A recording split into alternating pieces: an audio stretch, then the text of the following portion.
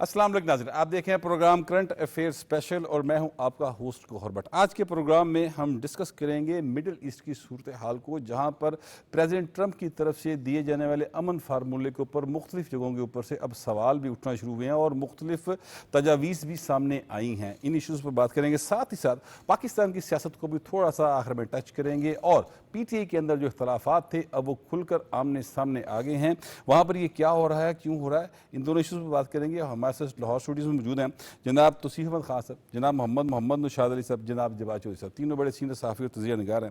جناب توصیف احمد خان صاحب، یہ فرمائیے گا کہ پریزیڈنٹ ٹرمپ جو ہیں انہوں نے ایک فارمولہ دیا، 20 نکاتی فارمولہ، اور اس کو جب وہ فارمولہ آیا تو پوری دنیا میں وہ فارمولہ زیر بحث آیا اور بہت سے ممالک کی جانب سے اس کی تائید کی گئی، لیکن وہ فارمولہ جو تھا اس کی سب سے پہلے اس پر جو سوال اٹھائے یا اس کی ایک طرح سے اس پر اعتراض آیا یا انہوں نے ایک چیز کو وضاحت کہنے کی، وہ اسرائیل کے وزیر اعظم کی جانب سے آئی، نیتن یاہو کی جانب سے، جب انہوں نے کہا کہ جو دو ریاستی فارمولہ ہے وہ نہیں ہے اور اس میں فلسطین کی ریاست کا کوئی تصور موجود نہیں ہے۔ اس کے بعد آگے معاملات شروع ہوئے، تو یہ بات کس طرف جا رہی ہے؟ اسرائیل کے وزیر اعظم ایک روز پہلے اپنے جو یعنی صدر ٹرمپ کے ساتھ، جو ظاہر ہے کہ ان کے بہت اچھے مراسم ہیں امریکہ کے اور اسرائیل کے، ان کے ساتھ کھڑے ہو کر پوری ایک اتنی لمبی دنیا کو بریفنگ دیتے ہیں اور اس کے بعد اگلے دن وہ عبرانی زبان میں یہ سارا بیان جاری کرتے ہیں۔ کیا ان پر کوئی لوکل جو پولیٹکس ہے اس کا اثر ہے یا وہ ایک بار پھر یو ٹرن لے رہے ہیں؟ نہیں، یو ٹرن تو وہ لے رہے ہیں اور لوکل پولیٹکس کا بھی پریشر ہے اور ان کے اسرائیل کے پیدا ہونے کی وجہ کا بھی پریشر ہے۔ اوکے، اس وجہ سے وہ کیونکہ فلسطینی ریاست کو تسلیم نہیں کرنا چاہتے۔ ان کی آپ جنرل اسمبلی کی تقریر پہلے سن لیں اور اس کے بعد ڈونلڈ ٹرمپ کے ساتھ ملاقات کے بعد جو انہوں نے کہا وہ آپ اس پر غور کر لیں۔ وہ انفیکٹ سپن کرنے کے ماہر ہیں، انہیں میجیشین بھی کہا جاتا ہے۔ ایک تو وہ ہبرو زبان میں انہوں نے وہ بیان دیا اپنی پبلک کو ایڈریس کرنے کے لیے، کیونکہ ان کی پبلک بھی جو انہی کے سروے کے مطابق جو ہے 79%، 79% جو پبلک ہے وہ کہتی ہے ایک فلسطینی زندہ نہ بچے۔ اس طرح ریڈیکلائزیشن اسرائیل میں ہوئی ہے، اتنی انتہا پسندی ہے، اور وہ اس خطے کے مالک ہیں جن کو نکالنے کے لیے وہ پوری پبلک بھی اس کے ساتھ کھڑی ہے اور وہ پاپولر ہے۔ پھر وہ اس کی حکومت جو ہے وہ جو ایکسٹریمسٹ ہیں، سموٹرچ ہے یا بن گویر ہے، یہ جو ان کے گروہ ہیں، اس کے سر پر اس کی حکومت قائم ہے، تو اس نے اس کو بیلنس رکھتے ہوئے چلنا ہے۔ اور اس حوالے سے اس نے ڈونلڈ ٹرمپ کے سامنے کچھ اور بات کی، اور پھر ہیبرو میں بات کرنے کا مقصد اور تھا کہ اپنی پبلک کو ایڈریس کیا جائے۔ اس کے ساتھ جو دوسری بات ہے، وہ کبھی بھی اس معاملے میں سیریس نہیں ہے، اور دوبارہ اس نے دنیا کو یہ میسج دیا کہ میں کسی اسرائیل جو ہے، میں سے مراد اسرائیل، کہ ہم کسی امن کی طرف نہیں جانا چاہتے۔ آپ کو یاد ہوگا قطر جو ہے میڈیشن کروا رہا تھا، قطر جو ہے سیز فائر کے لیے مذاکرات کروا رہا تھا، اور قطر پر ہی حملہ کر دیا گیا تاکہ وہ مذاکرات جو ہے وہ ان کو سیبوٹاج کیا جا سکے۔ اب بھی یہی ہے کہ ڈونلڈ ٹرمپ کے سامنے، کیونکہ سانس بھی نہیں لے سکتا اسرائیل امریکہ کے علاوہ، تو ڈونلڈ ٹرمپ کے سامنے جرت نہیں ہے کہ وہ کچھ کرے، اور جب ڈونلڈ ٹرمپ کے سامنے کر لیا تو اپنی پبلک کو پھر وہی بیچا جو جنرل اسمبلی میں نفرت بیچی تھی۔ آپ نے دیکھا ہوگا کہ انہوں نے کہا کہ کوئی فلسطینی ریاست جو ہے وہ کبھی قائم نہیں ہوگی۔ لیکن میرا خیال ہے کہ یہ تو پھر شاید جو پریزیڈنٹ ٹرمپ ہیں ان کی جو مخلصانہ کوشش ہے اس کو باقاعدہ طور پہ انہوں نے زک پہنچائی ہے، اور یہ تو پریزیڈنٹ ٹرمپ کو ناراض کرنے والی بات نہ ہو گئی۔ نہیں، پریزیڈنٹ ٹرمپ کو ناراض کرنے والی بات تو ہو گئی، لیکن اسرائیل اور امریکہ کے تعلقات اتنے اچھے ہیں کہ اسرائیل کی بہت ساری چیزیں نظر انداز ہوتی ہیں۔ اور آپ نے پچھلے جو سال بھی دیکھا جب جو بائیڈن صدر تھے، وہ بہت ساری چیزوں سے روکتے بھی تھے یا پتہ نہیں انڈر گراؤنڈ وہ ان کو تھپکی دیتے تھے، تو اسرائیل وہ اپنی مرضی کر لیتا تھا۔ اب آپ قطر پر حملہ دیکھیں، قطر الائی ہے امریکہ کا، قطر میں امریکی بیسز ہیں، قطر کی حفاظت کی ذمہ داری ان کے ذمہ بنتی ہے، ایئر ڈیفنس سسٹم ان کا تھا، اور آج ہی کی خبر ہے کہ ڈونلڈ ٹرمپ نے یہ بھی کہا کہ قطر پر حملہ امریکہ نہیں، انہوں نے ایک ایگزیکٹو آرڈر جو ہے وہ باقاعدہ طور پہ پاس کر دیا ہے۔ اس کے باوجود قطر پر حملہ، قطر کی انویسٹمنٹ وہاں پر ہو رہی ہے، تو اس کے وہ یہ کر لیتے ہیں اسرائیل والے. اچھا جواد صاحب یہ دیکھیے گا کہ اس میں حماس جو کہ ظاہر ایک بہت اہم فریق ہے اور حماس کے اوپر بہت پریشر تھا کہ اس کو تسلیم کیا جائے, لیکن حماس نے اس میں ایک ترمیم کا مطالبہ کیا اور وہ یہ کہہ رہے ہیں کہ جناب غیر مسلح ہونے کی جو شک ہے کہ جو فلسطین ہے ان کے پاس کسی قسم کا اسلحہ نہیں ہوگا, ان کی کوئی فورس نہیں ہوگی, یا حماس جو ہے بالکل غیر مسلح ہو جائے گی, تو اس پر وہ کہتے ہیں کہ اس پہ وہ ترمیم چاہ رہے ہیں. یعنی یہ جو 20 نکاتی فارمولہ تھا اس میں 2-3 جو اہم ترین شکیں تھیں, ایک پر تو اسرائیل نے خود نقطہ اعتراض وہ سامنے لے آئے, دوسرا جو ہے اب حماس کی جانب سے آ گیا. تو یہ امن فارمولے کا فیوچر آپ کیا دیکھ رہے ہیں؟ بٹ صاحب دیکھیں اس میں صرف حماس نے ہی اس پہ اپنا جو ہے نا وہ ترمیم یا اس کی بات نہیں کی ہے, بلکہ آج قطر نے بھی جو ہے اس پہ بات کی ہے. انہوں نے بھی کہا کہ اس کے اوپر مزید مذاکرات ہونے چاہیے اور اس پہ جو ہے نا اس میں ترمیم بھی ہونی چاہیے. پاکستان کا موقف بھی آپ کے سامنے آج آ گیا. ڈپٹی وزیر اعظم آج انہوں نے پریس کانفرنس کے ذریعے پوری طرح بتا دیا کہ یہ جو یعنی کہ پاکستان کی جو تجاویز ہیں اس کے عین مطابق یہ فارمولہ نہیں ہے. اس کا مطلب ہے کہ پاکستان جو چاہ رہا تھا, پاکستان کا جو درینہ جو ایک اس پہ موقف ہے وہ یہ کہ کہتے ہیں کہ 2 ریاستی حل جو ہے وہ اس کا ہونا چاہیے اور پرامن اور اپنا فلسطینیوں کی امنگوں کے مطابق جو ہے یہ حل ہونا چاہیے. تو وہ اگر اپنا جو ہے وہ نہیں ہو رہا تو اس کا مطلب ہے کہ اپنا جو اس معاہدے میں اس جو اپنا فارمولہ ہے اس میں نقائص ہیں, اس میں مسائل ہیں اور ان کو ریکٹیفائی کیا جانا چاہیے. اب یہ جو وائڈلی قطر کی طرف سے, پاکستان کی طرف سے, پھر حماس جو سب سے بڑا سٹیک ہولڈر ہے, کیونکہ اگر جو ہے حماس جو ہے اس کو ایز اٹ از یا ترمیم شدہ یا اس کی ترمیم نہیں کی جاتی, جب وہ تسلیم نہیں کرتا تو پھر جو ہے اس معاہدے کو لاگو ہونا یا ان نکات کے تحت آگے چلنا ممکن نہیں ہوگا. تو حماس نے بالکل یہ بات ٹھیک کہی, کیونکہ اگر آپ اس پورے اپنے 20 نکات کو دیکھیں تو اس میں جو حماس ہے یا فلسطین ہے اس کے لیے کچھ بھی نہیں, اس کے لیے کوئی گارنٹی نہیں ہے. یہ اتنی زیادہ شرائط لگائی گئی, ان کو کہا گیا جی کہ آپ پہلے غیر مسلح ہوں گے, آپ یہاں سے چپ کر کے بیٹھیں گے, اس کے تو سارا جتنا جو لیوریج تھا سارا وہ اسرائیل کو دے دیا گیا. تو میرا خیال ہے کہ حماس نے بھی یہ اس کو بالکل رائٹلی انہوں نے اس کو پوائنٹ آؤٹ کیا ہے کہ بھائی ہمارے لیے بھی تو آپ کچھ کریں نا, یا تو پھر ایکولی آپ بالکل ان کو بھی وڈرا کرا دیں, ان کو بھی وڈرا کرا دیں, پھر جا کے اس پہ کوئی بات بنے. اس میں نقائص ہیں جو آنے والے دنوں میں مزید جو ہے وہ سامنے آئیں گے اور اس پہ آوازیں اور اٹھیں گی. اچھا نوشاد صاحب یہ دیکھیے گا کہ آپ جانتے ہیں کہ دنیا میں جو طاقت ہے وہی ہمیشہ رول کرتی ہے, اور یہ جو ایک جنگ چلی جو مسلسل ابھی تک ظاہر ہے کہ اس میں ایک ٹھہراؤ کہہ سکتے ہیں کہ آیا, لیکن وہ ختم تو بہر نہیں ہوئی, جس کو اسرائیل کے حملے ہیں جو فلسطینیوں کے اوپر ہو رہے ہیں اور بڑے معصوم فلسطینی اس میں شہید ہو رہے ہیں. وہ جو سلسلہ ہے اس کو اگر آپ دیکھیں تو یہ بات ثابت ہو گئی ہے کہ اب تک حماس جو ہے وہ اس طرح سے اسرائیل اپنے فلسطینیوں کو پروٹیکٹ نہیں کر سکی.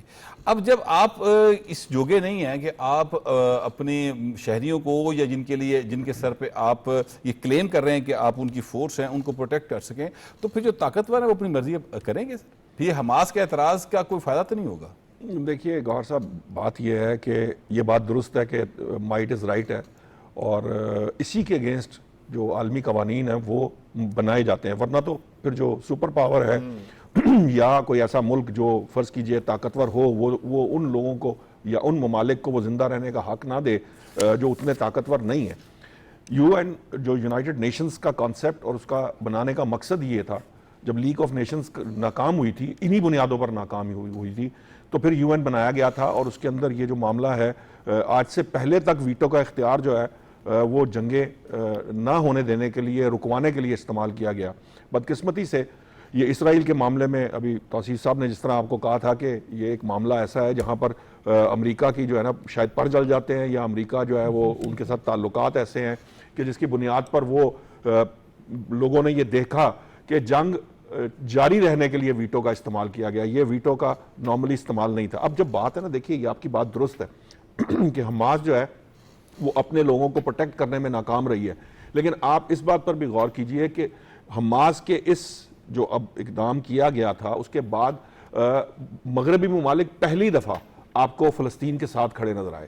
فلسطین کی آواز اس طرح سے پہلے کبھی سنی نہیں گئی جس طرح سے اب سنی جا رہی ہے. سر وہ ایک مورل سپورٹ ہے نا. جی میں آپ کی بات درست ہے, میں خود پراگمیٹک اپروچ کی بات کرتا ہوں. میں ذاتی طور پہ وہ تمام لوگ جو اس معاہدے کے اندر نقائص ڈھونڈ رہے ہیں یا اس پر بات کر رہے ہیں, حماس کی دلچسپی یقیناً اس میں ہوگی کہ اس کی بقا رہے, لیکن کیا اس وقت تک فلسطینیوں کی بقا رہے گی؟ کیا فلسطینی زندہ رہیں گے؟ یہ بڑا امپورٹنٹ پوائنٹ ہے. اگر آپ ایک زندگی بچانے میں کامیاب ہوئے تو آپ انسانیت بچانے میں کامیاب ہوں گے. 64,000 سے زائد فلسطینی شہید ہو چکے ہیں, 1.5 لاکھ سے زیادہ زخمی ہیں, ہزاروں لوگ جو ہیں وہ جو فلسطینی ہیں وہ آپ کہہ سکتے ہیں کہ زخمی ہو کر اپاہج ہو چکے ہیں, کسی کی ٹانگ نہیں ہے, کسی کا بازو نہیں ہے. ان تمام شہادتوں میں سب سے زیادہ شہادتیں بچوں اور خواتین کی ہوئی ہیں. تو یہ جو بربریت ہے اس کو روکنے کا کوئی طریقہ تو ہوگا. ہاں یہ ضرور ہے, آئیڈیلسٹکلی اگر آپ سوچیں, میری آپ کی ہر کسی کی یہ خواہش ہے کہ آج اسرائیل جو ہے وہ شاید اس کرۂ ارض پہ اس کا نام و نشان تک نہ ہو. اب بینگ مسلم میں بھی یہ چاہتا ہوں, آپ بھی چاہتے ہیں, سب یہ چاہتے ہیں. لیکن مسئلہ کیا ہے؟ مسئلہ یہ ہے کہ اس وقت جس جگہ پر سچویشن پہنچی ہے, جہاں آپ کو کہا جا رہا ہو کہ جناب ہم اس خطے کو خالی کروائیں گے, یعنی جو وہاں کے باسی ہیں وہ وہاں نہیں رہ سکیں گے, ان کا جو حق ہے وہ ان سے سلب کر لیا جائے گا, وہاں کوئی ایسا ریزورٹ بنے گا, امریکہ کی انویسٹمنٹ ہوگی, وہاں پر جو ہے وہ ایک بڑا زبردست ریکریشنل جو کہتے ہیں اسپاٹ بنایا جائے گا.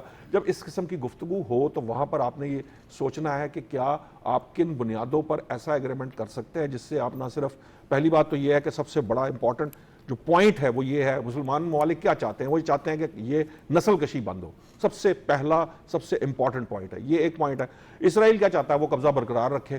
تیسرا پوائنٹ کیا؟ امریکہ کی دلچسپی اسرائیل کے ساتھ ہے, یا اس کی دلچسپی ادروائز جو ٹرمپ صاحب کی ہے وہ یہ ہے کہ جنگ بندی کروا کے وہ نوبل انعام کے حقدار قرار پائیں.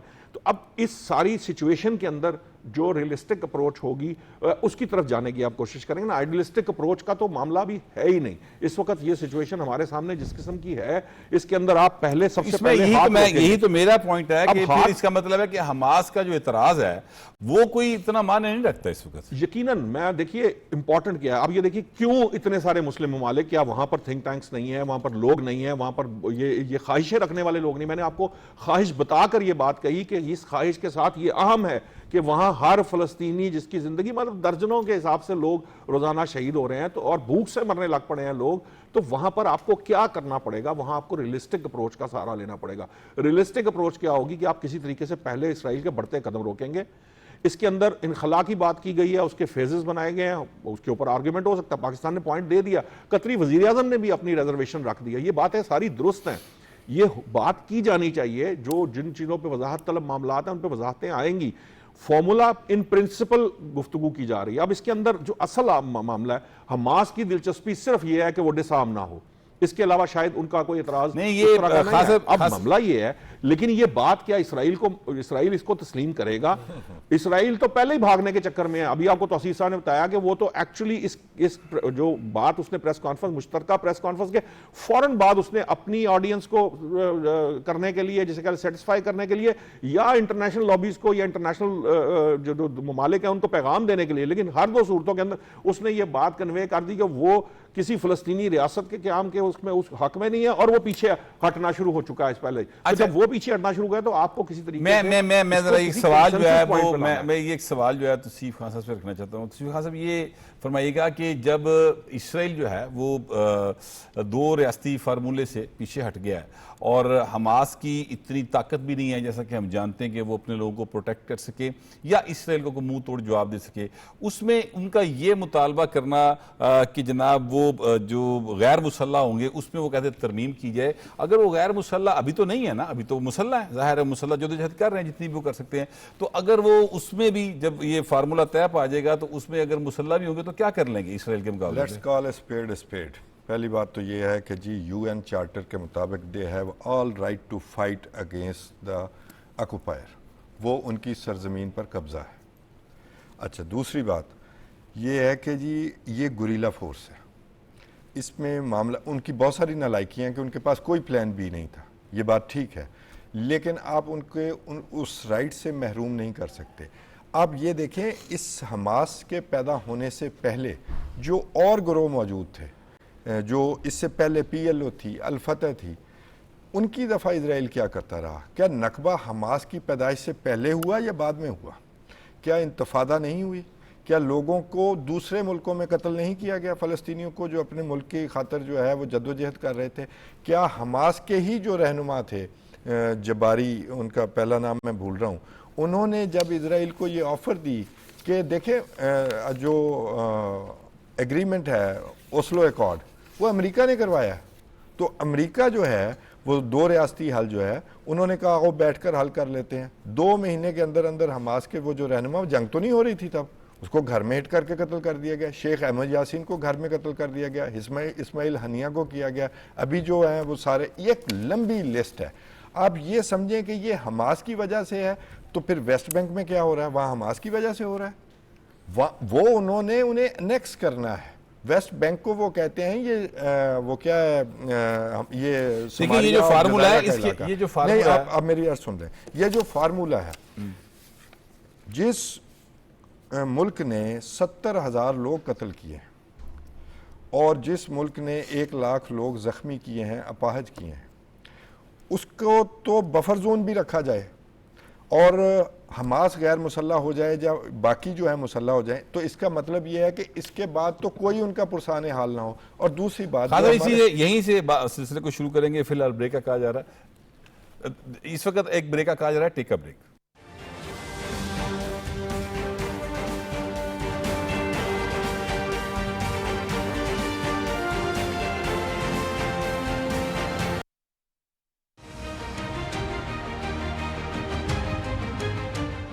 Through this august house, I wish to assure the Kashmiri people that I stand with them, the people of Pakistan stand with them, and one day soon, inshallah, India's tyranny in Kashmir will come to a grinding halt. Kashmir will gain its fundamental right to self-determination through an impartial plebiscite under the auspices of this organization, United Nations.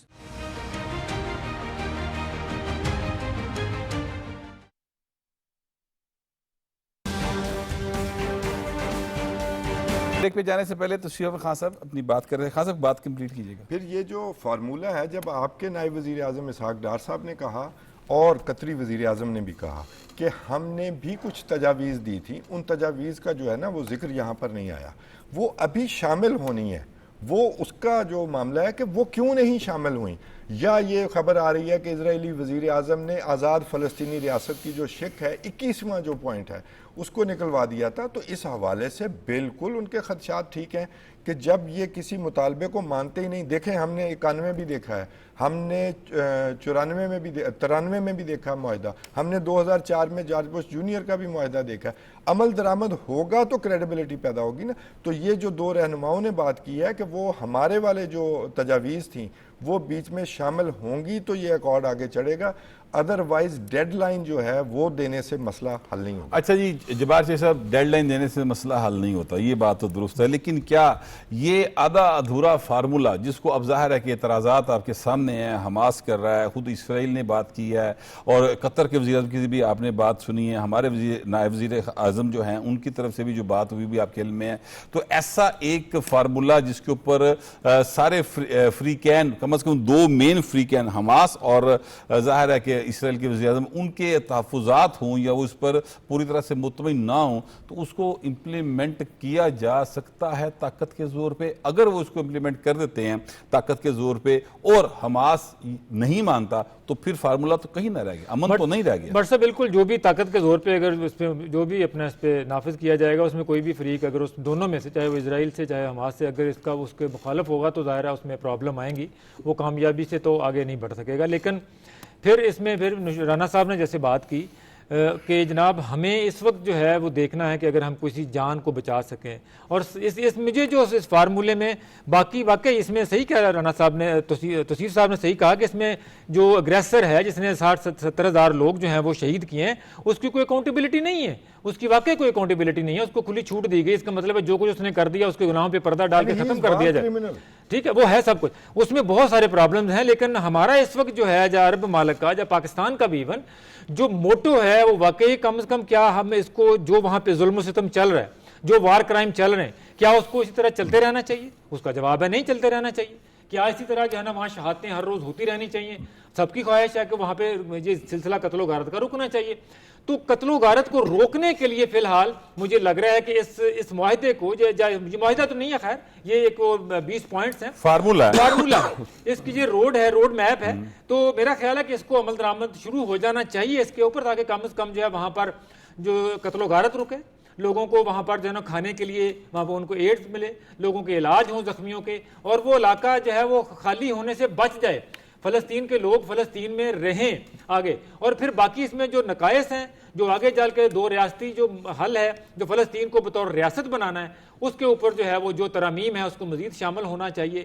کیونکہ دیکھیں but صاحب یہ جو لڑائی جھگڑا ہے نا, یہ آپشن تو آخری دم تک جو ہے وہ حماس کے پاس بھی رہے گا, فلسطین کے پاس بھی رہے گا, اسرائیل کے پاس بھی ہو, تو پہلے آلریڈی کر ہی رہے.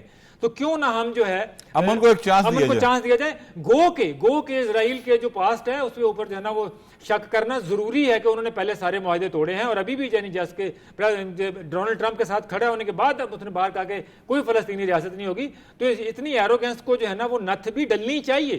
لیکن فی الحال سب سے زیادہ ضروری ہے کہ میرے فلسطین کے بچے, فلسطین کی مائیں بہنیں جو بچ گئی ہیں وہ بچ جائیں. بات یہی ہے نوشاد صاحب کہ بلی کے گلے میں گھنٹی کون باندھے گا. نیتن یاہو کی جو ایروگنس ہے اور جس طریقے سے وہ اپنی بات سے ایک طرح سے مکر گئے ہیں, پھر گئے ہیں, اور اپنے عوام سے خطاب کرتے ہوئے اپنی جو ان کی زبان ہے عبرانی زبان, اس میں جو انہوں نے باتیں کی ہیں, اس کے بعد کتنا کا اعتبار کیا جا سکتا ہے ان پر؟ دیکھیے اعتبار نہیں کیا جا سکتا, اس میں کوئی دو رائے نہیں ہے. اس میں بھی کوئی دو رائے نہیں ہے کہ وہ وار کرمنل ہے. وہ اس معاہدے کے یہ 20 نکات پیش کیے جانے سے پہلے بھی وار کرمنل تھا, بعد میں بھی وار کرمنل رہیں گے. یہ تو انڈرسٹوڈ بات ہے. لیکن دیکھیں جنگ بندی کس کے فائدے میں ہے؟ جنگ بندی کون چاہتا ہے؟ اسرائیل تو چاہتا ہی نہیں ہے جنگ بندی. وہ تو چاہتا ہے کہ وہ اسی طرح ہی وہ سب کچھ جو ہے وہ بالکل واش آؤٹ کر کے, وائپ آؤٹ کر کے وہاں اپنی کوئی امپائر کھڑی کرے. یہی وہ کرتا ہے. یہ تو ہمیں پتا ہے, وہ جارے ہے, وہ توسیع پسند ہے, یہ ساری چیزیں ہمیں پتا ہے. ہمارا فرض کیا ہے کہ سب سے پہلے جو پرائرٹی کے اوپر ہم کسی طریقے سے جنگ بندی کروائیں. یہ ایک پہلا اور فور موسٹ جیسے کہہ لیجئے کہ آپ کا آبجیکٹو ہوگا. جب آپ یہ کام کروانے کی پوزیشن میں آئیں گے, مثال کے طور پہ اس میں ابہام ہے, اس میں وضاحت چاہیے, یہ ساری باتیں درست رہیں گی. لیکن جو امپورٹنٹ ترین بات ہے کہ وہاں نسل کشی روکی جائے. جب نسل کشی رکے گی, اس کے بعد دوسرا بڑا معاملہ یہ ہے جو امپورٹنٹ ہے, وہ یہ ہے کہ اسرائیل 7 اکتوبر سے پہلے کے معاملات کی طرف واپس چلا جائے. یعنی وہ اس کا انخلاء اس حد تک ممکن بنایا جائے کہ وہ وہاں اپنی سرحد میں جو پہلے 7 اکتوبر سے پہلے تھے وہاں لے جایا جائے. اس کے بعد کی یہ ساری گفتگو ہے جس پہ ہم اس وقت بحث کر رہے ہیں کہ اس کے بعد ہم یہ بات کہیں گے کہ یہ وار کرمنل ہے, اس نے 60,000 لوگ شہید کیے ہیں, اس کے اوپر یہ لائبلٹی بنتی ہے, اس کو پینلائز کیا جائے, یہ اسرائیل دہشت گرد ریاست ہے. ہم کہتے ہیں اس کو ثابت کرنا ہے, اس کے اوپر بات کرنی ہے, اور وہ تب کریں گے کہ جب اگر ہم یہ کرنے کی پوزیشن میں ہوں. دیکھیں مغربی ممالک اس وقت آپ کے ساتھ کھڑے. اگر آپ ضد کر کے آپ یہ سمجھیں گے کہ جناب حماس کے کہنے کے اوپر اگر اسرائیل مان لے گا, تو نہیں مانے گا. یہ کسی سے ڈھکی چھپی بات نہیں. آپ ان کو کس طریقے کے ساتھ پیچھے دھکیلنے میں کامیاب ہوں گے, پہلے اس دھکیلنے کے اندر آپ کو پہلا قدم لینا ہے. وہ لینے کے بعد کی باتیں ہیں, بعد کی بحثیں ہیں جن کی طرف آپ جائیں گے. آپ اس کا ماضی بھی بتائیں گے, آپ اس کے اوپر فردر الزامات لگائیں گے, وہاں پہ تحقیقات کرائیں گے, کمیشن بنائیں گے, وہ ساری چیزیں باہر لائیں گے.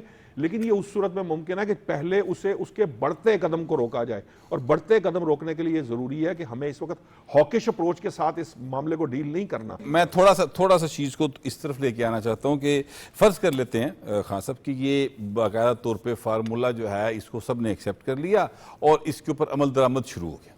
ٹھیک ہے, فرض کر لیتے ہیں یہ سارا کچھ ہو گیا. اس کے بعد اسرائیل جیسا کہ اس کا ایک ماضی ہے, وہ فارمولے یا معاہدے توڑتا ہے اور وہ دوبارہ معاہدہ توڑ کے پھر فلسطینیوں کے اوپر بمباری کرتا ہے, تو پھر اس کو کیا سزا دی جا سکتی ہے؟ اس کے خلاف کون کھڑا ہو؟ آپ نے سوال بڑا سادہ کر دیا, بڑا زبردست کر دیا. یہ جو معاہدہ ہے یہ کون کروا رہا ہے؟ یہ فارمولا کنہوں نے پیش کیا؟ امریکہ نے. کس کی آشیرواد پر اسرائیل یہ ہمیشہ سے کرتا آ رہا ہے؟ امریکہ نے. روکنا کس نے ہے؟ گارنٹی کس نے کرنی ہے اس فارمولے کے پائیدار ہونے کی؟ یا 93 ایکارڈ جو بل کلنٹن نے اوسلو ایکارڈ کیا تھا, اس کی پائیداری کی گارنٹی کس نے کرنی تھی؟ یہ اب کس نے کرنی ہے؟ یہ پاکستان کا کام نہیں ہے، یہ قطر کا کام نہیں ہے، یہ سعودیہ کا کام نہیں. ہم نے یہ ساری باتیں کر لی کہ جی ہم امن چاہتے ہیں اس وقت، جی فوری طور پر جی جان بچانی چاہیے. جان جس کے نے بچانے کا کے لیے جو ملک انسٹرومنٹل ہے اسی نے فارمولہ پیش کیا ہے، اسی نے ہی پہلے سیز فائر کروایا تھا جنوری میں اور بعد میں اسرائیل نے توڑا. تو یہ معاملہ اسی کا ہے، اس سے گارنٹی لیں. کیا پوچھا ہے نیتن یاہو سے کسی نے ابھی تک کہ اس نے ڈونلڈ ٹرمپ کے سامنے یہ سب کچھ مان کر فوری طور پر دوسرا بیان کیوں دیا؟ یہ پوچھنا چاہیے، امریکہ کو پوچھنا چاہیے. ہم تو نہیں پوچھ سکتے. ہم تو آپ ایسے سمجھے نا کہ جی ہم تو پوچھ ہی نہیں تسلیم ہی نہیں سکتے. کرتے. یہی ہے نا ہمارا ایک تاثر بن گیا، ہم پوچھ ہی نہیں سکتے. تو پھر امریکہ پوچھے. امریکہ اس فارمولے کو اگر پیش کر رہا ہے تو اس کا گارنٹور بھی ہے نا، تو وہ اسرائیل سے وہ پوچھے نا کہ آپ کیسے مکر گئے. حماس کا تو معاملہ ہی بعد میں آتا ہے. جی حماس تک تو ابھی ایکارڈ پر وہ غور کر رہے ہیں. ابھی تو اسرائیل نے بتانا ہے کہ وہ کیسے مکر گیا. یہی میرا سوال ہے. اچھا میں اب تھوڑا سا بات کو آگے بڑھاتے ہیں، ٹائم ہمارے پاس شارٹ ہے. آج امریکی صدر ڈونلڈ ٹرمپ کی جانب سے چوہے صاحب ایک جو کلپ ان کا بڑا وائرل ہوا، اور اس کلپ میں انہوں نے بہت تعریف کی ہے ہمارے پرائم منسٹر کی اور ہماری عسکری قیادت کی بہت زیادہ تعریف کی ہے، اور انہوں نے کہا کہ بڑے زبردست وہ لیڈرز ہیں. اور یہ جو تعریف ہے یہ پہلے بھی آپ کو یاد ہوگا جب ہمارے پریزیڈنٹ اور پرائم منسٹر ہمارے جو فیلڈ مارشل ہیں اور ہمارے پرائم منسٹر ہیں دونوں جب وہاں پر ملاقات کے لیے جا رہے تھے تو اب بھی انہوں نے میڈیا کے ساتھ بات کرتے ہوئے ڈونلڈ ٹرمپ صاحب نے یہ کہا تھا کہ بڑے گریٹ لیڈرز جو ہیں وہ مجھے ملنے کے لیے آ رہے ہیں. تو یہ سارا کچھ یہ 10 مئی کی جو ہم نے انڈیا کے ساتھ انڈیا کو ایک سبق سکھایا، اس کو منہ توڑ جواب دیا، اس کے بعد کی ڈیولپمنٹ لگتی ہے مجھے. بالکل بٹ صاحب دیکھیں اپنا فیلڈ مارشل صاحب کی پرسنالٹی اور ان میں ڈیپتھ ہے، وہ بالکل چارمنگ پرسنالٹی ان کی ہے. لیکن جب سے ان کی انگیجمنٹ جو ہے یہ جو مارکہ حق ہوا ہے اس کے بعد، کیونکہ میں آپ کو تھوڑا سا پیچھے لے کے چلوں گا، جب پہلگام کا واقعہ ہو چکا تھا اور پاکستان جو ہے وہ دنیا کو کہہ رہا تھا کہ آپ جو ہے اس کی تحقیقات کرائیں، اس وقت جو امریکہ اور باقی جو لوگ تھے اپنا سعودی عربیہ بھی، ایران بھی، وہ لوگ انوالو تھے کہ تاکہ اگلے جہاں جو ہندوستان جو ہے جس طرف جانا چاہتا ہے وہ نہ جائے. اس وقت جب دنیا کی لیڈرشپ جو ہے امریکہ جب وہ پاکستان سے نیگوشیٹ کرتے تھے، پاکستان کے پاس آتے تھے تو وہاں سے ان کو جو ہے نا ایک ڈیپتھ ملتی تھی، صبر ملتا تھا. وہاں پہ ہم لوگوں نے بتا رہے تھے کہ آپ جو ہے اس کی تحقیقات کرائیں، یہ ہمارا ہاتھ نہیں ہے. لیکن جب وہی جو لوگ جب پاکستان سے بات کر کے جب ہندوستان کی طرف جاتے تھے تو وہاں پہ ان کو ایک ایروگنس ملتی تھی، وہاں پہ ان کو ملتا تھا نہیں جی ہم نے پاکستان کے اوپر حملہ کرنا ہے، ہم نے جنگ لگانی ہے. وہ جو کنٹراسٹ اور جو بلیک اینڈ وائٹ میں جو صورتحال ملی وہ ہے اصل وجہ جس کی وجہ سے امریکہ بھی جو ہے وہ موترف ہوا پاکستان کا کہ پاکستان کی لیڈرشپ میں ڈیپتھ ہے، پاکستان کی لیڈرشپ جو ہے نا وہ پرو پیس ہے، اور یہ کانفلکٹ کو ریزولو کرنے کا ان کے پاس جو فارمولہ بھی ہے اور ان کی خواہش بھی ہے. تو یہ چیزیں وہاں سے شروع ہوئیں. اس کے بعد پھر ایک اس کا پورا تسلسل ہے. اس کے بعد جب ملاقات ہوئی ہے فیلڈ مارشل صاحب سے ڈونلڈ ٹرمپ کی جو زہرانے کے اوپر، اس میں بھی جب جو بات ہوئی اس میں بھی ان کی پرسنالٹی کو انہوں نے قریب سے دیکھا. اس میں بھی فیلڈ مارشل نے بالکل جو دنیا کے امن کے لیے میں کہوں گا، نہ صرف مڈل ایسٹ اور نہ صرف اپنا ساؤتھ ایشیا بلکہ دنیا کے امن کے لیے انہوں نے جو وہاں پہ تجاویز پیش کی، جو گفتگو کی، وہ بھی ڈونلڈ ٹرمپ نے دیکھا کہ کتنی یعنی اس میں جو ہے نا وہ ڈیپتھ ہے، قابل عمل چیزیں ہیں. اور پھر اب جو ملاقات ہوئی ہے اس میں بھی سارا تو یہ سارا کچھ جو ہے اس کا اثر ہے کہ پاکستان نے کس طرح ڈپلومیسی کے تحت اپنے اعمال کے ساتھ، اپنے ایکٹ کے ساتھ دنیا کو کس طرح جو ہے وہ ڈیل کی ہے. تو یہ اس کا جو ہے وہ نتیجہ ہے. اچھا نشاط صاحب یہ دیکھیے کہ 10 مئی کے بعد کا صورتحال یہ ہے کہ پاکستان جو ہے وہ دنیا کے جو اہم ترین تنازعات ہیں یا معاملات ہیں ان میں پاکستان کی شمولیت کو یقینی بنایا جاتا ہے اور وہاں پر پاکستان کو مدعو کیا جاتا ہے کہ وہ وہاں پر بیٹھیں اور فیصلوں میں شریک ہوں. جیسے ابھی ہے یہ مشرق وسطیٰ کا معاملہ ہے، اس میں اس سے پہلے عرب ممالک کے ساتھ جو گفتگو ہوئی تھی وہ دیکھ لیجئے. سعودی عرب کی اگر دفاعی معاہدہ ہے تو وہ پاکستان کے ساتھ ہو رہا ہے. تو یہ جو ہماری عسکری قیادت ہے اور یقینی طور پہ اس میں ایئر فورس کا بہت بڑا ہاتھ ہے، یہ جو ہماری صلاحیت ہے اور ہماری جو امن کے لیے کمٹمنٹ ہے اس کو باقاعدہ دنیا سراہ رہی ہے. یہ جو آپ نے آخر میں فکرہ کہا نا جو ہماری امن کے لیے کمٹمنٹ ہے، کیونکہ دیکھیے آپ کو یاد ہوگا جنرل کوریلا نے جب یہ بات کہی تھی اس وقت کچھ وہاں پر پاکستان کے خلاف گفتگو کی بات ہو رہی تھی اور انہوں نے کہا تھا نہیں پاکستان نے اپنے محدود وسائل کے ساتھ جو دہشت گردی کے خلاف جو فرنٹ لائن سٹیٹ کا کردار ادا کیا ہے جس کی وجہ سے نہ صرف خطہ بلکہ پوری دنیا کا امن یقینی بنا ہوا ہے. اس کی تعریف انہوں نے اس وہاں سینٹ کام کے وہاں پہ میرا خیال شاید کوئی اسٹینڈنگ کمیٹی تھی سینٹ کی یا ان کی اس کی اپر ہاؤس کی یا لوئر ہاؤس کی، جس کے اندر انہوں نے یہ بات کہی تھی. مقصد کیا تھا؟ انہوں نے پولیٹیشنز کو یہ بتایا تھا کہ کیونکہ وہ عسکری سائٹ کو دیکھتے ہیں، سمجھتے ہیں، اور دہشت گردی کے خلاف جنگ میں جو پاکستان کا کردار تھا وہاں انہوں نے بتایا تھا. یہ 10 مئی سے پہلے کی بات ہے. 10 مئی کے بعد یہ جو ابھی چوئی صاحب نے جس طرف اشارہ کیا ہے یہ بڑا امپورٹنٹ ہے کہ ایک بردبار، ایک رسپانسبل سٹیٹ کا جو آپ نے دنیا کو پیغام دیا اس نے بہت کلیرٹی دے دی. اور یہ اس کے اندر ایک بہت بڑی بات جو تھی وہ وزیر اعظم نے جس دن وہ پیشکش کی تھی پہلگام کے اوپر، جسے انڈیا نے جو ہے وہ سیریسلی نہیں لیا. پوری دنیا آج یہ سوال ان سے کرتی ہے، جب بھی یہ پہلگام کی بات آتی ہے وہ پوچھتے ہیں کہ جناب جب آپ کو تحقیقات کی پیشکش کی تھی پرائم منسٹر نے، پاکستان کے پرائم منسٹر نے، تو آپ نے اس کا کوئی رسپانس کیوں نہیں دیا؟ اگر آپ اتنے سچے ہیں تو آپ رسپانس دیں. یہ وہ ٹرننگ پوائنٹ تھا جہاں سے جو دنیا کے اندر پاکستان کی ریسپیکٹ بنی.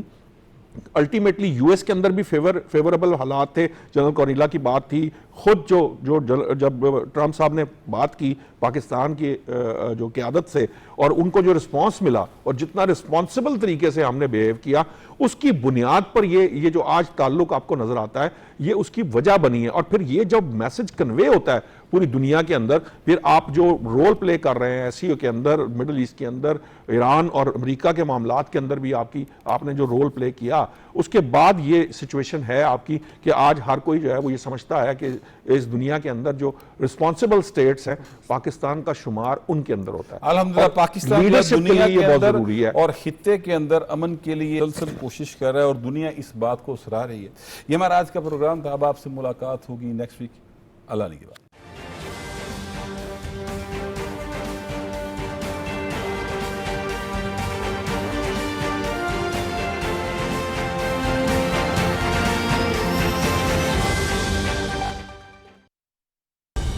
درست ہر وقت بر وقت